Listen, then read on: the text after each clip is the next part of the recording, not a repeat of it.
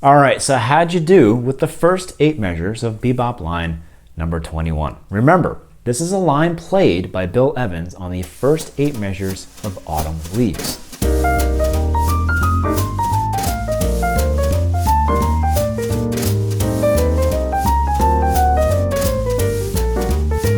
Today, let's talk about creating endless variations of this line by using the ideas and shapes and rhythms found within it as a sort of scaffolding. This is a great practice exercise to free ourselves from playing the exact same lick every time. The cool thing is that we're developing our intuition of what the bebop language is all about because we're using a good source as a starting point. If you haven't seen the first 4 videos on this line, I strongly recommend that you watch them and then come back to this video. And I suggest practicing those 4 exercises until you can play them with ease in all keys before attempting today's exercise. Let's take a look at the first variation. Here's the original.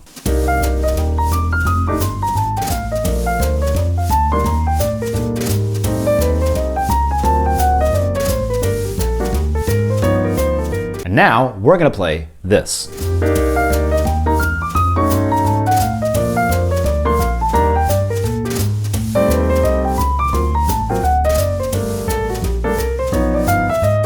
As you probably heard, we're just adding a few twists and turns into the original line using the exact same rhythm and concepts. And the new line still works great on top of this Autumn Leaves progression.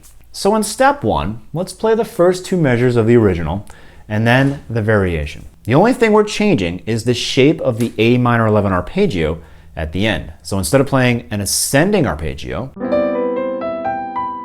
we break it like this.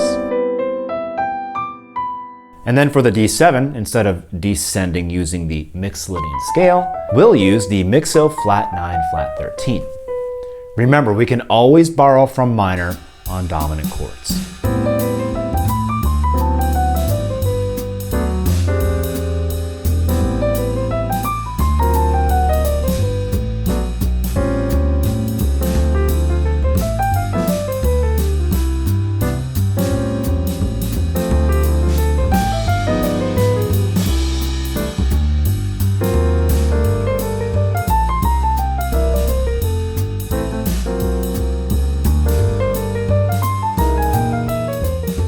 In step 2, we'll take a look at the next 2 measures.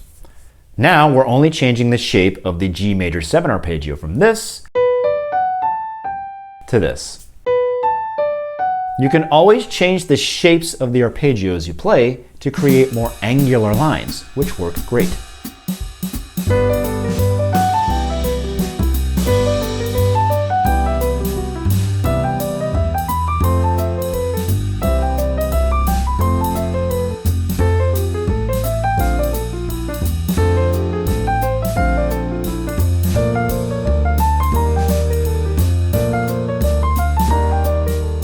Step 3, so in this 2-5 in minor, we were approaching the 5th of the dominant chord with a chromatic enclosure from above and then below.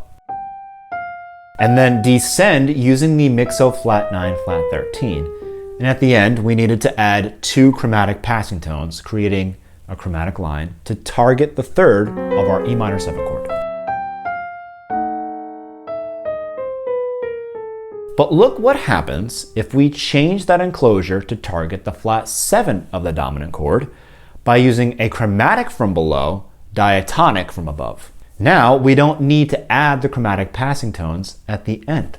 We can just play a descending Mixo flat 9 flat 13 and we still arrive at the 3rd of our target chord on the downbeat of the next measure. The cool thing is that we can see this line as an ascending arpeggio and then an entire B7 Mixo flat 9 flat 13 descending scale.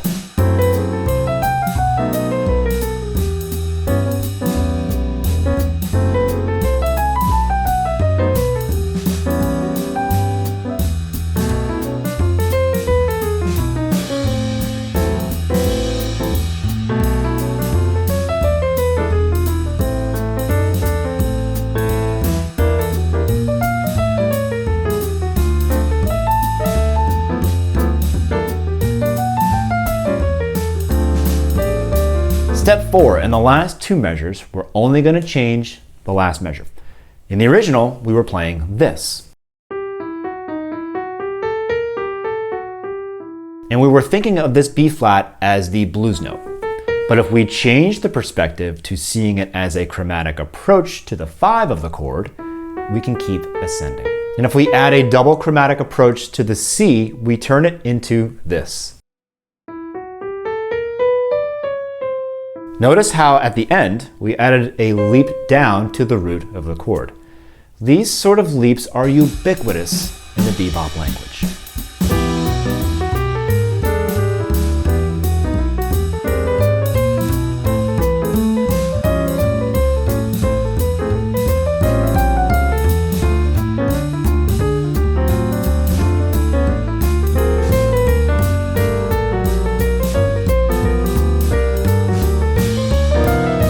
Now we can play the entire variation in all keys. Of course, if you want to put more work into this, you can now combine the two lines by playing some measures from the original mixed in with some from the variation that we just created. I hope you found this approach useful. I promise you, if you keep practicing all of the exercises we've given you for line number 21, you'll eventually start hearing this entire line before you play it. And you won't even have to think about it. It'll be part of your vocabulary. By the way, remember, you can find this line along with many others in our Bebop Lines That You Should Know book.